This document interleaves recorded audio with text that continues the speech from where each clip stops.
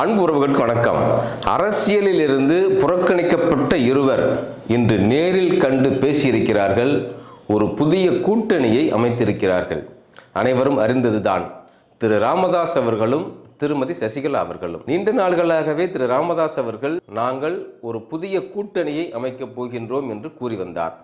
அதிமுகவை கைப்பற்றுவேன் என்று கிளம்பிய சசிகலா இப்பொழுது ஒரு புதிய கட்சியை தொடங்கியிருக்கிறார் என்பதை விட தொடங்கப்பட்ட கட்சியில் தன்னை இணைத்து கொண்டு பொதுச் செயலாளர் என்ற பொறுப்பை ஏற்றிருக்கிறார். இப்படிப்பட்ட இருவரும் இப்பொழுது இணைந்து வரக்கூடிய சட்டமன்ற தேர்தலில் களம் காண்பதற்கான ஒரு கூட்டணியை உருவாக்கியிருக்கிறார்கள். இது எந்த அளவிற்கு தமிழக அரசியலில் எடுபடும் என்பதுதான் இப்போதைய பேச்சு. 4 முனை போட்டி என்று இருக்கக்கூடிய சூழலில் இவர்கள் உருவாக்கியிருக்கக்கூடிய இந்த கூட்டணி 5 முனை என்ற அளவில் உருவாகப் போகின்றதா, மாறப்போகின்றதா என்பதை தேர்தல் முடிந்த பிறகுதான் தெரியும். திமுக தலைமையிலும் அதிமுக தலைமையிலும் நாம் தமிழர், தமிழக வெற்றிக் கழகம், இங்கே இவர்கள் இருவரும் அமைத்திருக்கக்கூடிய இந்த கூட்டணி தேர்தலில் எந்த அளவிற்கு எடுபடும் என்பதுதான் இப்பொழுது எழுந்திருக்கக்கூடிய கேள்வி.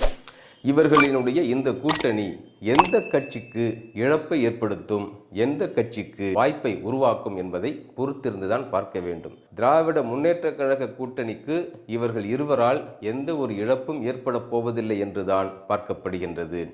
அனைத்திந்திய அதிமுகவினுடைய கூட்டணி இப்பொழுது சற்றே கலகலப்பாக இருக்கக்கூடிய நிலை. கலகலப்பு என்றால் கலகலத்து இருக்கக்கூடிய நிலை. அந்த நிலையில் அந்த கட்சியில் இருக்கக்கூடிய பாட்டாளி மக்கள் கட்சி அன்புமணியினுடைய பிரிவானது இப்பொழுது அதிமுக கூட்டணியில் இருக்கக்கூடிய நிலையில் அந்த கட்சியினுடைய நிறுவனராக பார்க்கப்படக்கூடிய திரு ராமதாஸ் அவர்கள் இப்பொழுது அவர் சசிகலாவோடு கைகோர்க்கக்கூடிய நிலையில் வட மாவட்டங்களில் திரு ராமதாஸ் அவர்களுக்கு இருக்கக்கூடிய பழைய பாமகவினர், குறிப்பாக மூத்தவர்கள், நடுநிலை என்று கருதக்கூடிய வாக்காளர்கள் என்று சொல்லக்கூடிய உறுதிமொழியாளர்கள், இவர்கள் எல்லோரும் ராமதாஸ் மேல் ஒரு நேர்மறையான ஒரு மதிப்பை கொண்டிருக்கக்கூடிய இந்த சூழலையும் நாம் கவனத்தில் கொள்ள வேண்டும். ஏனென்றால் இங்கே தந்தையை தவிர்த்து மகன் அன்புமணி அவர்கள் தந்தையை தேர்தலிலே, குறிப்பாக கட்சியிலே ஓரம் கட்டி தன்னை முன்னிலைப்படுத்தக்கூடிய இந்த காட்சியை பெரும்பான்மையானவர்கள் சுவைப்பதில்லை. அதே வேளையில் வட மாவட்டங்களில் ராமதாஸ் அவர்கள் எடுக்கக்கூடிய இந்த கூட்டணி முடிவு என்பது சற்றே அனைத்திந்திய அதிமுகவிற்கு சற்று இழப்பை ஏற்படுத்தும் என்றுதான் பார்க்கப்படுகின்றது. அதே போன்று அதிமுகவினுடைய முகமாக ஒரு காலத்தில் திரைமறைவிலே அரசியலை நடத்தி கொண்டிருந்த திருமதி சசிகலா, முன்னாள் முதலமைச்சர் செல்வி ஜெயலலிதா அவர்களுடைய மரணத்திற்கு பிறகு தலைகீழாக மாறிப்போன அரசியல் சூழலால் இப்பொழுது மீண்டும் தலையெடுப்பதற்கான காட்சிகளை அவர் உருவாக்கி கொண்டிருக்கிறார். தனக்கான வாய்ப்புகளை பயன்படுத்துவதற்கு அவர் காலத்தை எதிர்நோக்கி காத்திருக்கிறார். இப்படிப்பட்ட நிலையில் இப்பொழுது அவர் வட மாவட்டங்களில் எந்த அளவிற்கு மிகப்பெரிய தாக்கத்தை ஏற்படுத்தப் போகின்றார் அனைத்திந்திய அதிமுக கூட்டணிக்கு என்று பார்க்கப்படுகின்றது. எப்படி இருந்தாலும் சசிகலா அவர்கள் தென் மாவட்டங்களில் அதிமுகவிற்கு செல்லக்கூடிய உறுதிமொழிகள், அந்த வாக்குகளை பிரிக்கக்கூடிய சூழலையும் பார்க்கின்றோம். முன்னர் திரு டிடிவி தினகரன் அவர்களால் 20லிருந்து 25 தொகுதிகள் அதிமுக கடந்த சட்டமன்ற தேர்தலிலே இழக்கக்கூடிய நிலையில் ஆட்சியை அமைப்பதற்கான சூழலை, வாய்ப்பை இழந்த காட்சிகளையும் பார்த்திருக்கின்றோம்.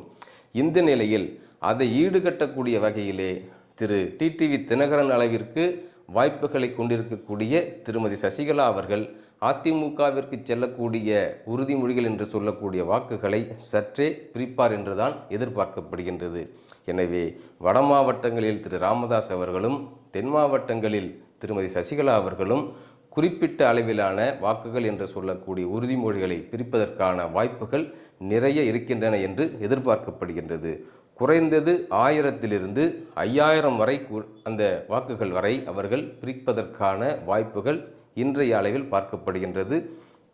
ஒருவேளை தேர்தல் நெருங்கக்கூடிய பரப்புரைகள் மிகவும் தீவிரமாக இருக்கக்கூடிய அந்த காலகட்டத்தை பார்க்கக்கூடிய வகையில் இந்த 5000 என்பது மேலும் கூடுவதற்கான வாய்ப்புகளும் இருப்பதாகவே நாம் கணிக்கின்றோம். ஏனென்றால் ராமதாஸ் அவர்கள் பரப்புரையில் மேற்கொள்ளக்கூடிய அந்த பரப்புரை பேச்சுகள் எப்படி எடுபடப் போகின்றது, அவர் சில கருத்துக்களை அங்கே முன்வைக்கக்கூடிய நிலையில் பழைய வாக்காளர்கள் அவரினுடைய கட்சியை விரும்பக்கூடியவர்கள், நடுநிலையாளர்கள், மூத்த பாட்டாளி மக்கள் கட்சியினர் இவர்கள் எல்லோரும் எந்த ஒரு நிலைப்பாட்டை எடுக்கப் போகின்றார்கள் என்றும் எதிர்பார்க்கப்படுகின்றது.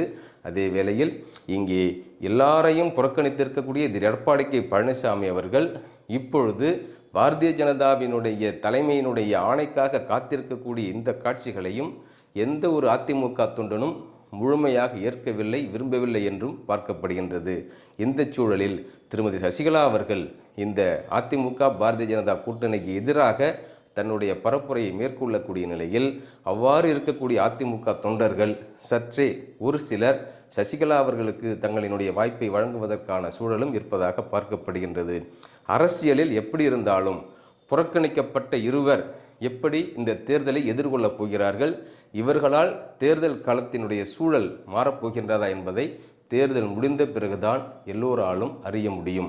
எனவே 5 முனை போட்டி என்பது தேர்தலுக்கு பிறகு இது மிகப்பெரிய மாற்றத்தை உருவாக்குமா என்று பார்க்கலாம் அடுத்த ஒரு காணொளியில்.